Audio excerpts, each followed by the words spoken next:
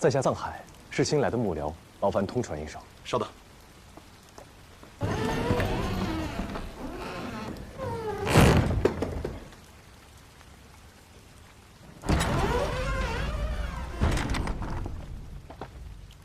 你是藏海，在下正是。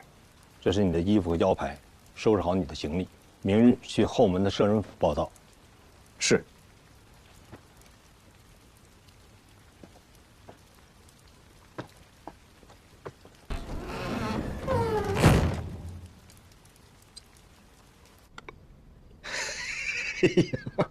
我的好徒儿啊，你这一出手就帮皇上解决了难题。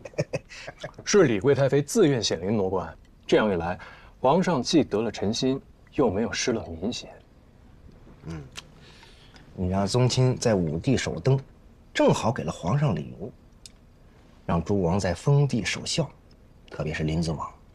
林子王要是回京奔丧，只怕会蠢蠢欲动。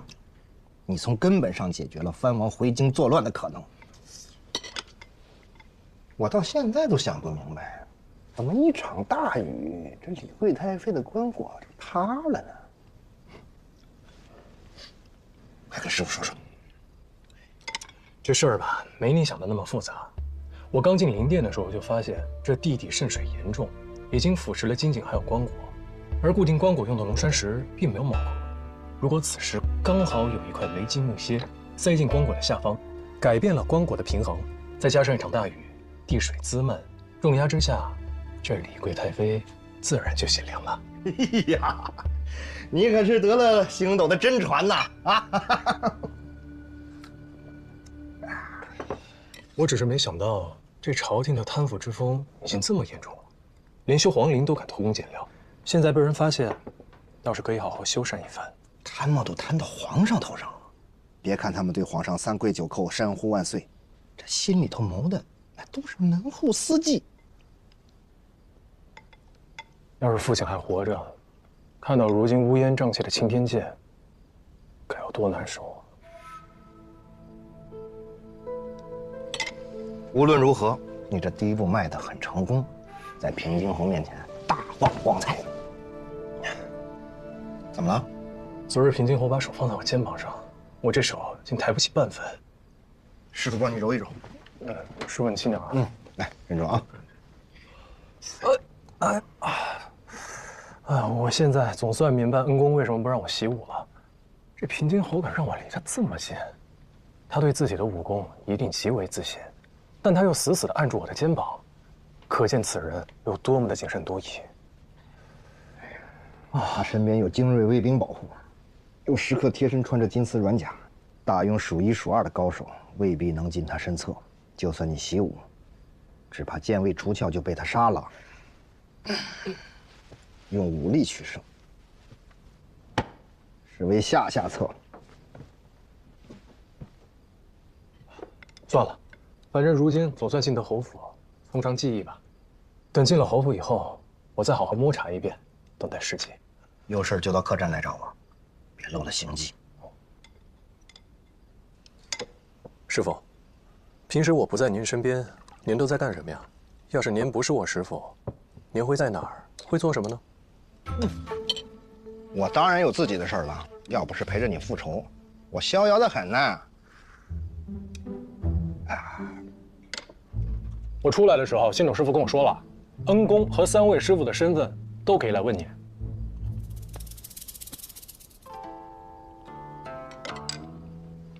想知道？这顿你请。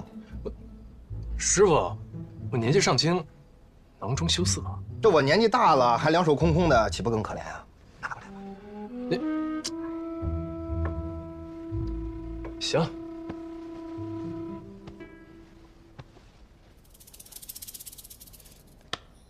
可以说了吧？我当然可以告诉你了，不过现在还不是时候。哎，又骗我！银子还我。兵不厌诈，姜还是老的辣。应渊，这天星台我为你上过1次，绝不会再上第2次了。沉香燃明灭，回血散不尽。前尘空断肠，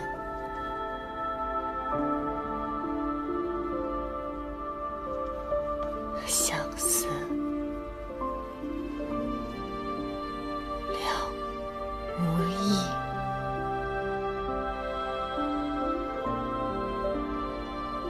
早知如此，宁愿邯郸之花从未开过。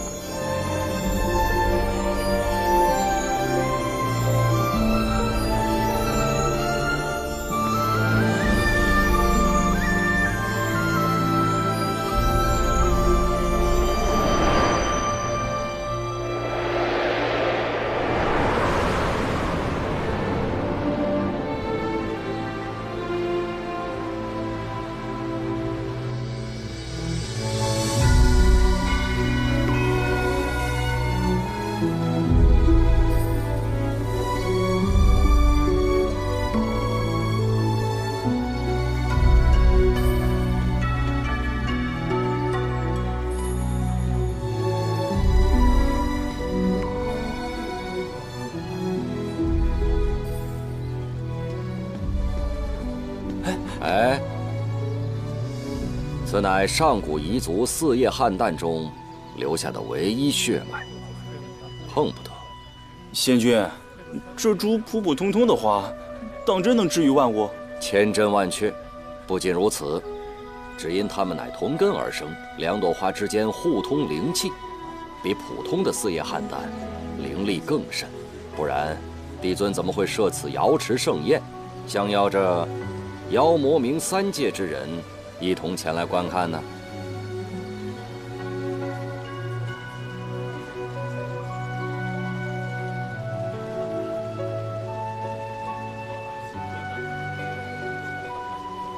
基督星君，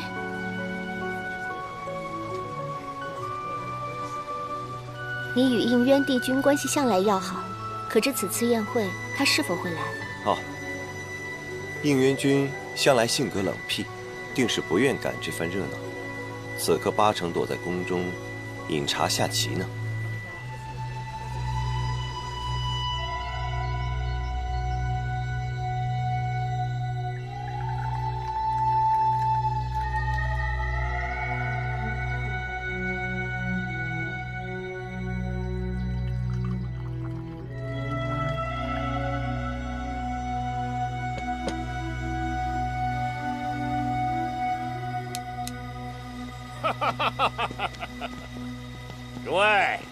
诸位，再过几日，便是我们魔界邪神万寿诞辰。此等宝物，正好作为仙界给我们的好贺礼呀！啊！说话，长老。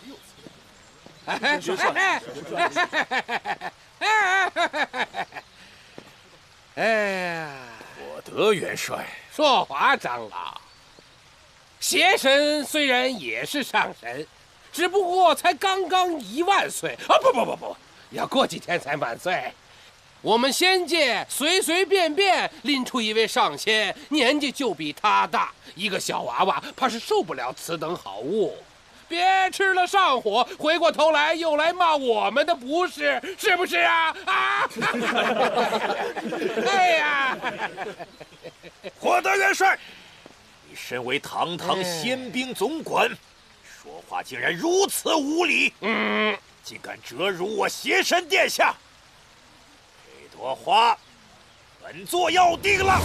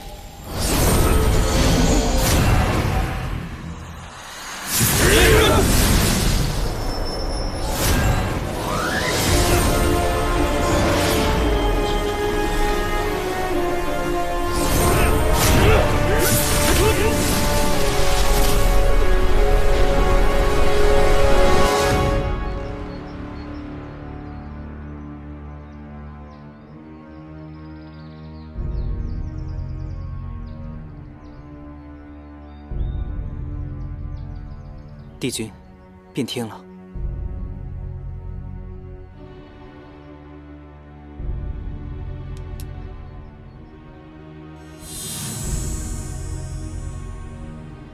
望断花开时，此茶饮之最佳。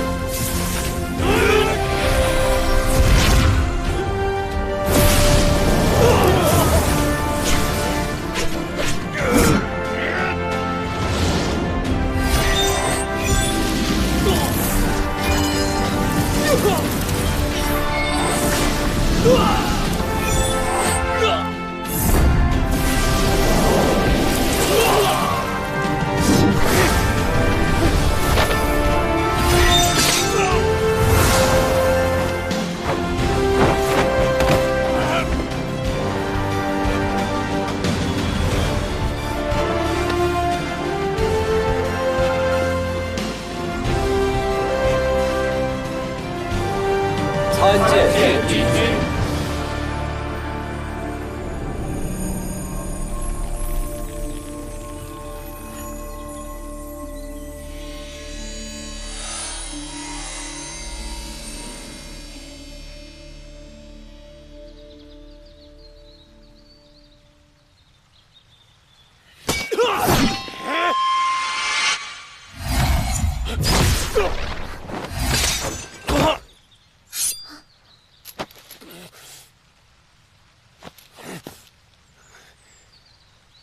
帝尊苛待妖魔冥3界，所奉天条，迂腐之至。6界早就该易主了，妖界、魔界之人早就有怨言，只不过他们胆小怕事，不敢跟我一同殊死一战。你乃魔界长老，却置魔族于不义。魔族若有怨言，邪神定会亲自来与帝尊商讨。还是说今日之举是受邪神所役？此事乃我一人所为，与邪神殿下无关。要杀要剐，悉听尊便。本君不会杀了你。回去告诉他，创世之战后，6界缔下了和平之约，魔族可以出尔反尔，但仙界言出必践，不使瑶池染血，亦不使6界染血。说得好。参见帝尊。 6界之中怀有2心的，只是沧海一粟。吾相信，有应渊帝君在，定能保我6界太平。我们冥界敬服仙界，绝无2心。利剑断，莲花开，这正应了6界交好、止戈罢武的愿景。今日莲花一开，此2人化为人形，实乃祥瑞之兆。应渊帝君，此2人乃是你所救，那他2人的名字，就由你来取吧。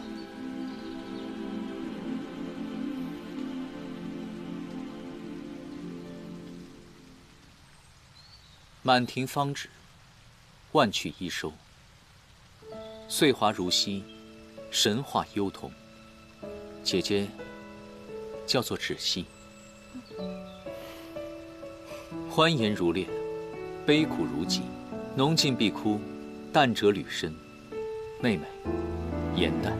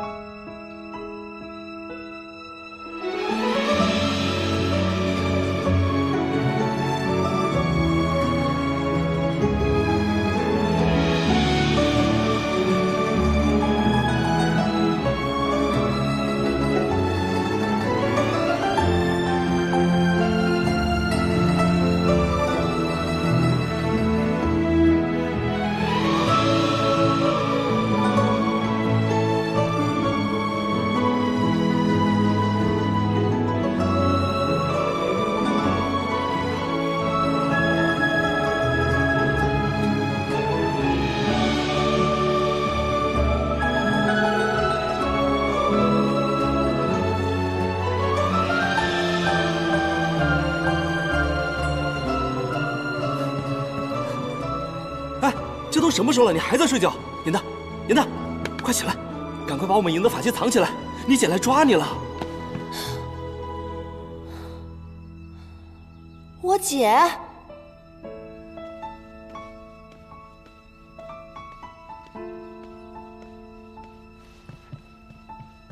直系仙子，颜淡呢？她不在啊。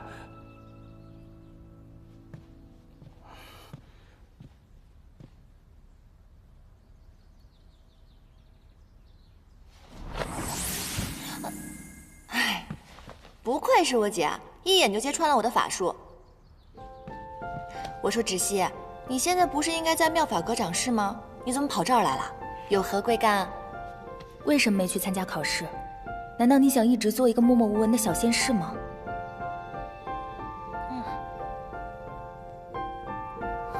我不是这个意思。明白明白，我是鲛人族，能够飞升成仙，管理这偌大的藏书阁已经是荣幸之至了。你们姐妹俩好好聊。北冥仙君让我去找那个东海水族戏略，不牵扯了。姐，虽然你现在已经是妙法阁的副掌事了，可若没有我们这些小仙士进进出出的，你们的工作也不方便嘛。你少贫嘴了，快说，为什么没去参加考试？我实在是对那些仙法一点兴趣都没有。颜淡，你要知道，陆明只能做个小仙士，那是因为他是妖族成仙，但你不一样，你天生仙胎，身负着众仙的厚望，而且你的慧根和灵力都远高于他人，你就不能争点气吗？你知不知道，那些爱嚼舌根的小仙，为了此次考试特意开下赌局，就赌你能不能通过考试。嗨，没关系，我们四爷汉淡一族有你就够了嘛。芷溪你呢，聪慧勤奋，而且出类拔萃，仙途光明，你就好好努力，到时候我就可以狐假虎威，狗仗人势啦。少乱用成语。是真的，芷溪，我已经打算好了，以后我就指着你这个靠山了。我知道你对我最好了，我就可以做一个废物的小仙士了。芷溪仙子，妙法阁掌事身边的婢役找你，说是关于贺典的事儿。好，我这就去。你呀，既然你对仙界不感兴趣，那你平日里就看一些修习仙法的书籍。知道了知道了，找你那肯定是大事儿，你快去忙吧。我晚点再来找你。不用担心我了，去吧去吧。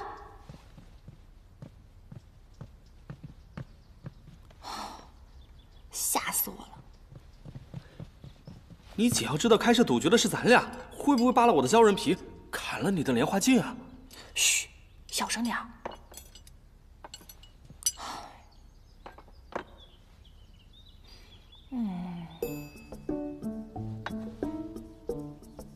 干嘛？哎呀，分你的法器，拿着。不是，哪有这么分赃的？这也太少了吧？你还嫌少？这些法器多亏了我厚颜无耻才换来的，好吧？行吧。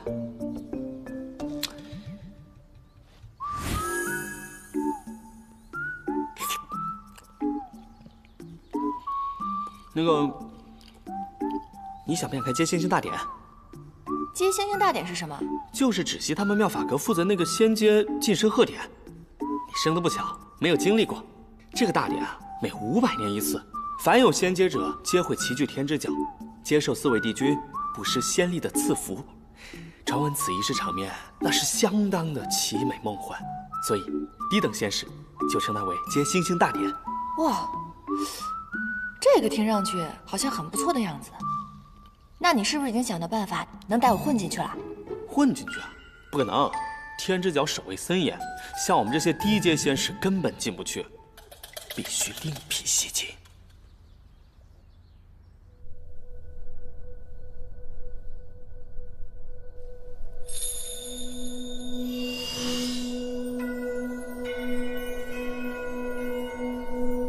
恭喜芷溪姐姐荣升副掌事，如今9重天仙龄最轻的仙官就是姐姐你了。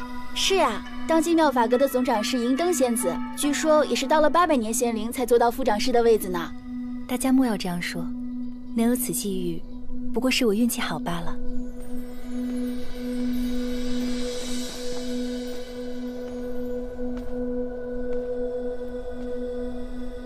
掌事，一切都准备妥当了。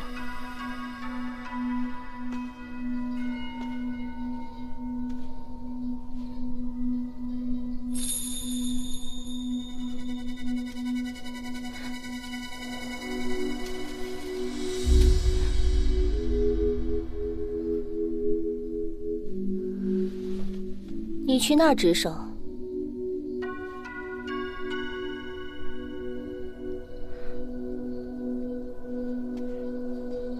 掌事，那过于偏僻，怕是看不见帝君赐福了。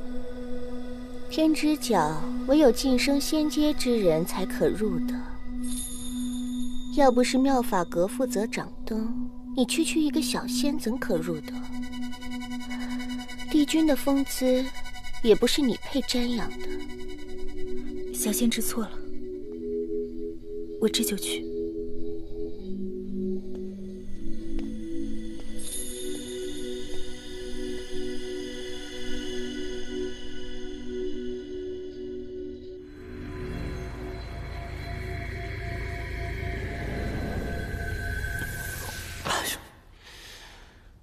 这焦珠镜不是你家的宝贝吗？怎么半天半个影都没有啊？你的修为不会低到这种程度吧？这还是我从父亲那里偷来的，也是第一次用，不要着急。快到亥时了，再过一刻，怕是接星星大典就结束了。哎，罢了罢了，我跟你一起试试吧。好，来。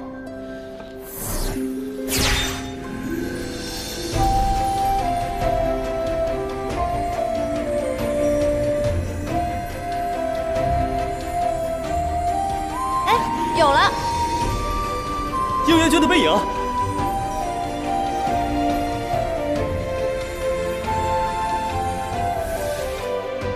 哎，怎么又没影了？你家这个宝贝也太坑了吧！什么都没看到，还浪费了我这么多修为。好歹也看到应元君的背影了，不算毫无收获。是啊是啊，应元君连背影都这么潇洒，要是能去他的宫中侍奉就好了。这9重天上有整整36座宫宇，而应元君的衍虚天宫难进程度，甚至超过了帝尊的玉清宫，排名第1。嚯，那这么看来，分配仙士的掌事不得乐坏了？这得有多少仙娥给他送礼啊？错，衍虚天宫的一切人员调动，皆有应元君的手感，不是谁想进都可以的。唉，这个小人帝君果然事儿多，仗着自己仙力超群，就如此跋扈。如今世间仅存6位上神，帝尊、4大帝君，外加魔族的邪神，应元君一人可抵100万雄兵。千百年来都是因为他在，魔界才不敢妄动。500年前要不是他，你和芷溪早就命丧魔族之手了。应元君是你的救命恩人，你为何如此没良心，还说他是小人？就是我，反正我就是看他不顺眼。应渊君深居简出，除了关系与他要好的几位仙君，外人甚少能瞻仰到他的尊容。哎，颜淡，他到底长什么样啊？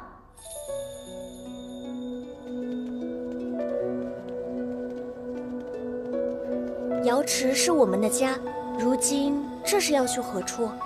姐姐，我们换人了，不能再待在池子里。日后要去哪儿，怕是要问他了。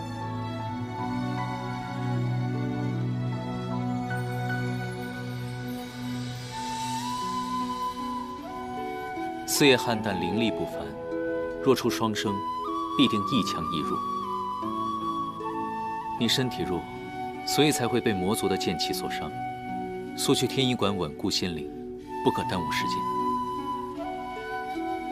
仙家一直讲究魔力修行，未来如何，全凭个人努力。你不必沮丧。姐姐才不弱呢，为花时都是姐姐为我遮风挡雨，你怎可随意评判他人？快向他道歉！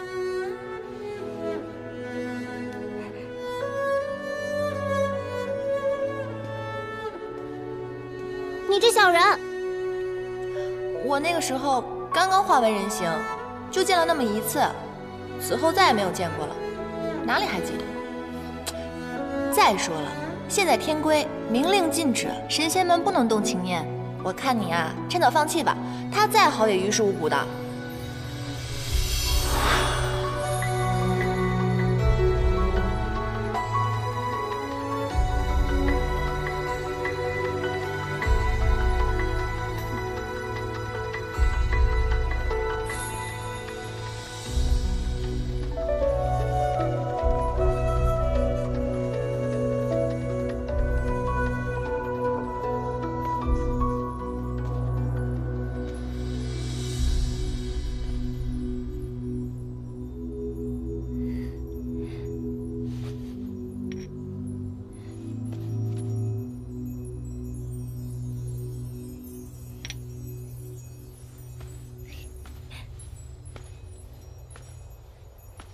妹妹好吃懒做，姐姐假公济私，你们还真是九重天上的一段佳话呀。颜淡在北冥仙君的玄心崖当差，一向认真，从未犯错。虽然他仙法低微，但他痴心纯正，率性真实，并非长师口中这般。长师平日里怎样说我都不在意，但你没资格评价我妹妹。不要以为你当了副长师就能如此和我说话。要不是思璇出了事，就凭你自己，再过500年也坐不上这个位子。思璇总长师一向待下宽和，对你也十分照顾，而你竟然告他触犯情戒。如今你坐上了他的位子，午夜梦回可能安心。他德不配位，触犯天条，我取而代之本就理所应当。你再不忿，也得忍着。妙法阁如今我是长师，你不过就是一个没有仙阶的副手，而我前身便是帝尊案前的灯仙。升仙阶时，这仙殿更是应渊帝君为我亲手锁点，这就是你和我最大的差别。帝君的仙力，哪怕微小如尘屑，你也不配拿。把里面的东西倒了。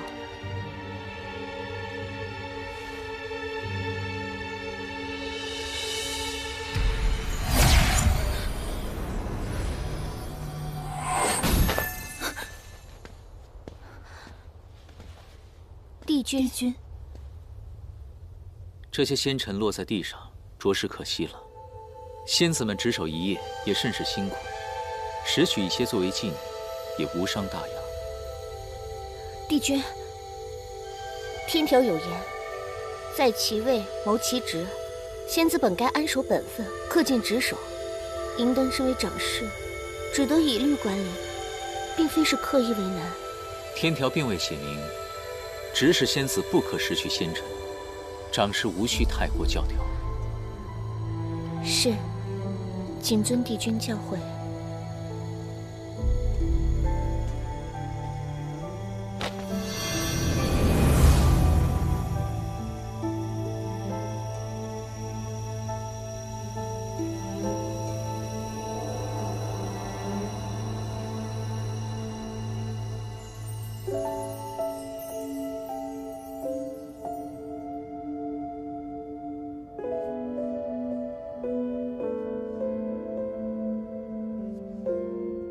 何佳话与佳话的区别如此悬殊？一个是掌管天庭至宝的天之娇女，一个却是给北冥仙君喂鱼的低等丫鬟。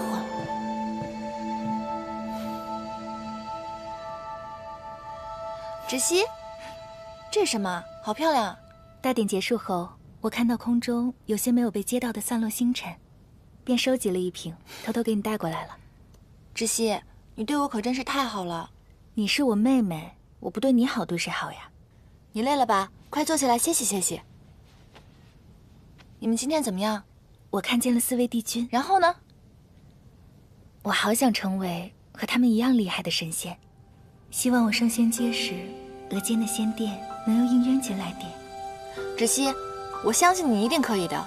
你可是4叶汉旦，你出生的时候，帝尊就说是祥瑞之兆，你知道吗？你现在是众仙子的榜样，你的出身到现在还被大家津津乐道呢。你呢？你有什么志向？你知道的，我这个人啊，喜欢看书写戏。如果可以的话，我希望能够成为6界第1话本大家。我希望我的戏不光可以在仙界跟凡界顺利演出，我希望所有人都能喜欢。一定会的。颜淡，你知道的，所有的神仙在升仙阶前都要下凡历难，是要经历人生8苦的。可是我从来都没有离开过9重天，心里是有点害怕的。芷溪，别怕，有我呢。芷溪不怕，因为芷溪要永远保护颜淡。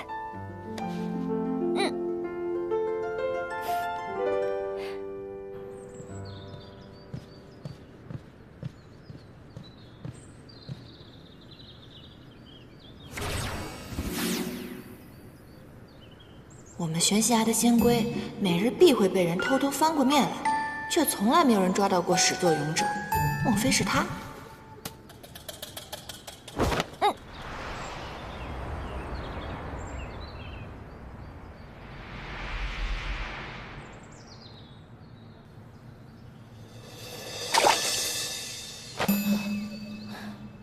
你这个小人！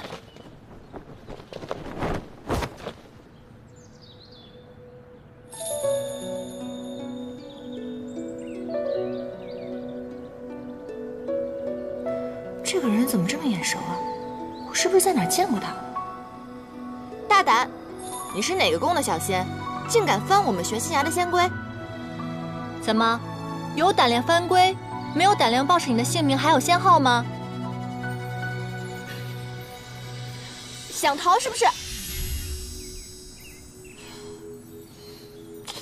这个人的面容跟背影都好生熟悉，好像在哪里见过似的，可怎么都想不起来了。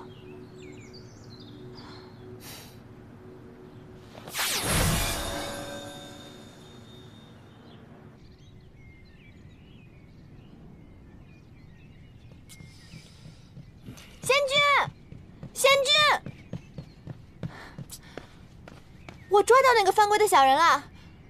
那他人呢？最后让他给跑了，但是我差点就抓住他的衣袖了。你要是仙法再高深一些，不就能够揭穿他的丑恶嘴脸了吗？我知道您是在讽刺我的灵力低微呗，但您想想，如果我灵力高超的话，那我就去妙法阁了。谁还留在这玄心崖给您喂鱼啊？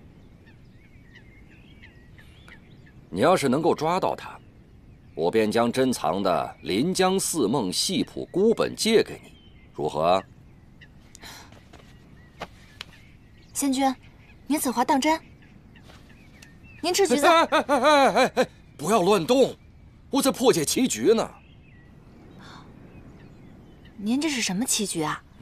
看您一副好像很难解开的样子。还不是那个应渊君，搞了一个6冠局，弄得我百思不得其解。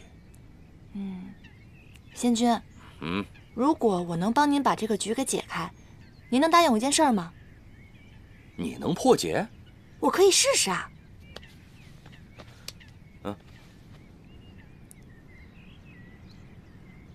此局虽名为6冠局，实则是一统大三观中另藏的3节循环，兼充无用，用飞风徐徐制之，便可破解。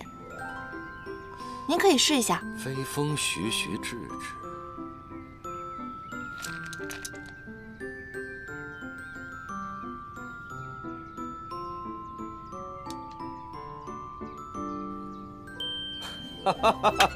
好，妙！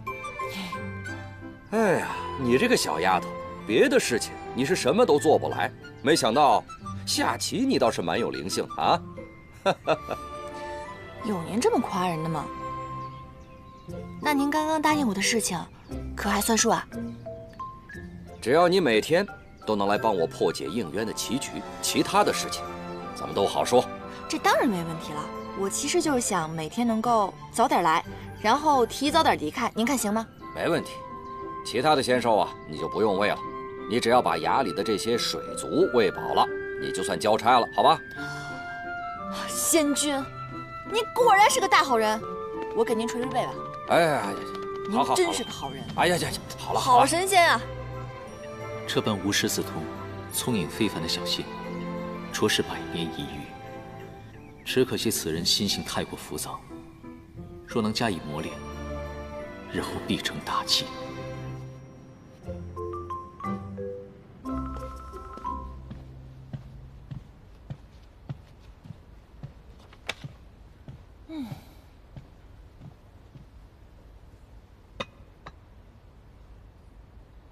你怎么突然变得这么有上进心了？我自知我没有天之娇女的命，但是有天之娇女做靠山，照样是先声赢家。你要找谁当靠山啊？我姐芷溪啊，她马上进仙考核了，以她的实力，肯定能够顺利通过。不过通过之后，她便要下凡去历难。我听闻瑶池盛宴最佳表演者可以得到帝尊的施恩。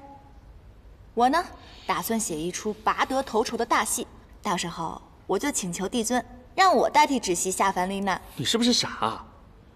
这下凡历难那是十分艰难的修行，你知不知道有多少神仙那是有去无回？我当然知道，要是那么容易的话，我还费这么大劲干嘛？差不多行了啊，快把这吃了。再过2个时辰，你就要去全西崖干活了。嗯。对了，明日你陪我一起去抓临江思梦。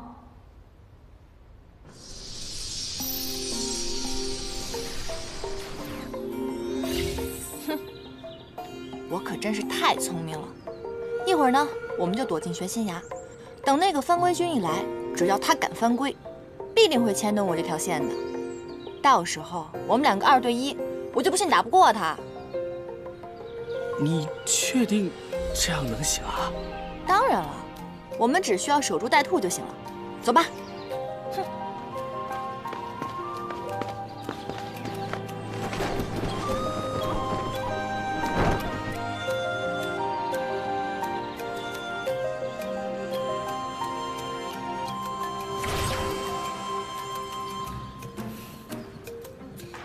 快点，快点！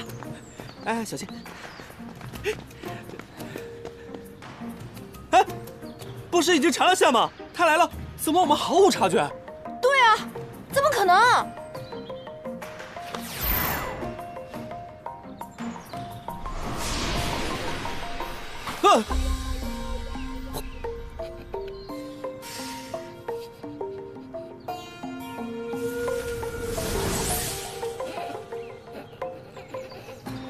你这个番龟小人，我抓不到你的话，我就不叫严大。走开！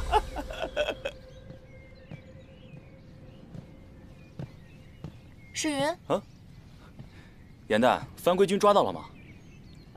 我下次一定能抓住。哎，这是什么？北冥仙君什么时候养了1青1白2条小水蛇啊？他们呀，才不是什么水蛇呢，而是龙。银白色那条啊，是东海龙尊家的太子敖轩；青色的是南海青龙族的公主昭兰。龙族啊，觉得我们9重天仙气盛，所以就把他们子女送来养了。哼，你不说还真看不出来是龙。小家伙。啊！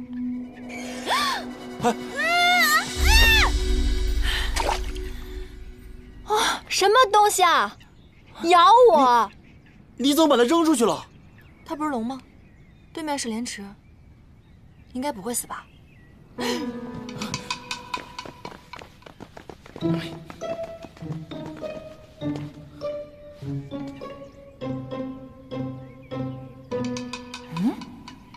这条鱼不会被小白龙砸死了吧？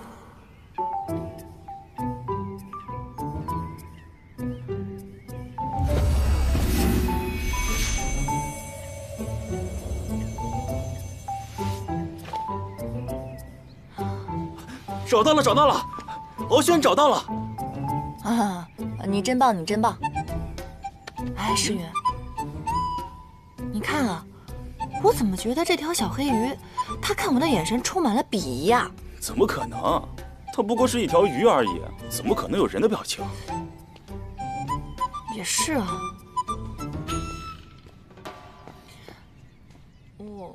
刚才是我不对了，还好我的真身是药。